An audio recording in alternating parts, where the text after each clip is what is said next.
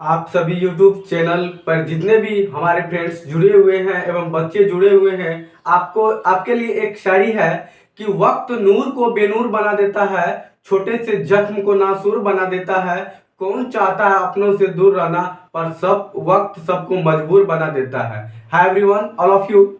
आपका अपना YouTube channel gravitational Pankaj में आपका तहे दिल से हार्दिक स्वागत है। आज हम नए टॉपिक को लेकर आए हैं जिसमें हमको पढ़ना है सौरमंडल। तो सौरमंडल यानी सोलर सिस्टम के बारे में पढ़ना है। तो सोलर सिस्टम के बारे में संपूर्ण जानकारी लेंगे। उससे पहले मैं बता दूं कि थोड़ा तबीयत खराब है जिसके कारण मेरा गला फंसा हुआ है, तो आप लोग कंप्रोमाइज करने का कोशिश कीजिएगा। चलिए पॉइंट पे आते हैं कि सोलर सिस्टम। तो सोलर सिस्टम जानने से पहले हम जानते हैं कि खगोलीय पिंड क्या है, ग्रह क्या है, उपग्रह क्या है, उल्का पिंड क्या है, आकाशगंगा क्या है, ब्रह्मांड क्या है, तारा क्या है एवं क्षुद्र ग्रह क्या है। तो इससे सबसे पहले हम जानते हैं खगोलीय पिंड के बारे में। तो खगोलीय पिंड क्या होता है? जो आसमान में हमें रात में जो भी वस्तु चमकती हुई दिखाई देती है वे सभी खगोलीय पिंड है। जैसे हम देखते हैं कि चंद्रमा है, जैसे हम देखते हैं तारा है, सूर्य है, ये सब रात में टिमटिमाते हैं, तारे टिमटिमाते हैं और रात में हमको आकाश में चमकती हुई दिखाई देती है। ये इसीलिए हम इसे खगोलीय पिंड कह सकते हैं। तो खगोलीय पिंड का परिभाषा देख लीजिए, वे सभी वस्तुएं जो रात में आसमान में चमकती है उसे हम खगोलीय पिंड कहते हैं, जैसे सूर्य, चंद्रमा इत्यादि। उसी प्रकार से हम देखते हैं अगला जो नेक्स्ट पॉइंट है वो तारा। तो तारा किसको कहेंगे? जिसके पास स्वयं प्रकाश एवं ऊर्जा हो वह तारा कहलाता है। जैसे सूर्य, सूर्य भी एक प्रकार के तारा है। क्यों? क्योंकि उसके पास खुद प्रकाश एवं ऊर्जा है। तो तारा का डिफिनेशन क्या देंगे? वैसा खगोलीय पिंड जिनके पास स्वयं प्रकाश एवं ऊष्मा हो उसे तारा कहते हैं। जैसे सूर्य, सूर्य भी एक प्रकार का तारा है।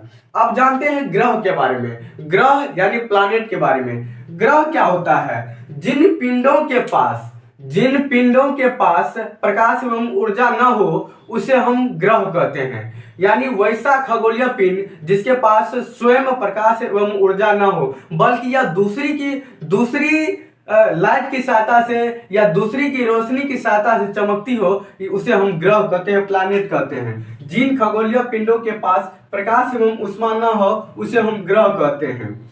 अब जानते हैं कि सैटेलाइट उपग्रह के बारे में। उपग्रह क्या होता है? तो ग्रहों के चारों ओर चक्कर लगाने वाले पिंडों को हम कहते हैं उपग्रह। यानी ग्रह के चारों ओर जो चक्कर पिंड लगाएगा उसे हम उपग्रह कहते हैं। तो डेफिनेशन देख लीजिए, ग्रहों के चारों ओर चक्कर लगाने वाले पिंडों को हम उपग्रह कहते हैं।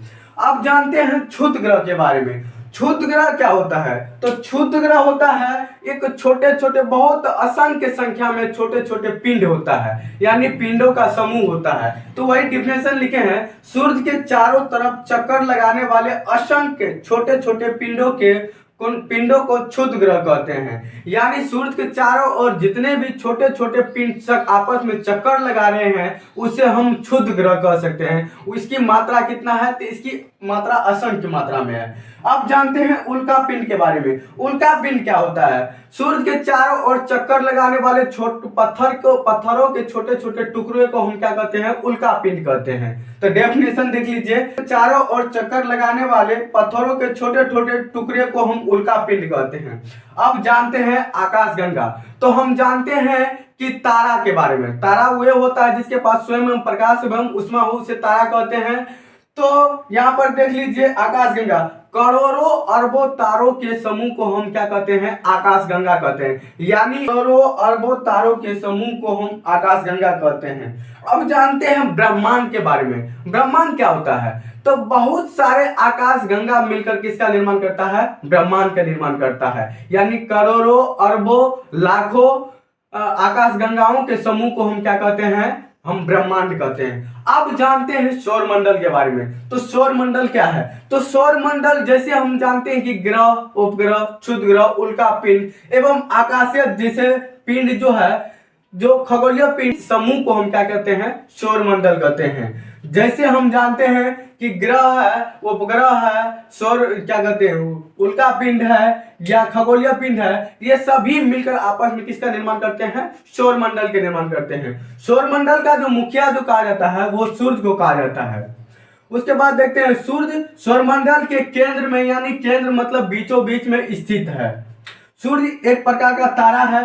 सौरमंडल में कुल 8 ग्रह है। पूछ देगा क्वेश्चन की ग्रहों की संख्या कितना है, तो 8 ग्रह है जो निश्चित मार्ग पर सूर्य के चारों ओर चक्कर लगाते हैं, जो निश्चित मार्ग पर। ये देखते हैं दूरी के अनुसार ग्रहों का क्रम देखते हैं। सबसे पहले सूर्य, सूर्य के बाद बुध जिसे इंग्लिश में मरकरी कहते हैं, उसके बाद शुक्र जिसे इंग्लिश में वीनस कहते हैं, पृथ्वी इंग्लिश में अर्थ कहते हैं, मंगल इंग्लिश में मार्स कहते हैं, बृहस्पति इंग्लिश में जुपिटर कहते हैं, शनि इंग्लिश में सैटर्न कहते हैं, अरुण इंग्लिश में यूरेनस कहते हैं, वरुण इंग्लिश में नेपच्यून कहते हैं। अब देखते हैं कि ये जो सूर्य के कहने का सबसे पहला क्वेश्चन है, सूर्य के सबसे नजदीक का ग्रह तो बुध, सूर्य के सबसे दूर का ग्रह तो वरुण।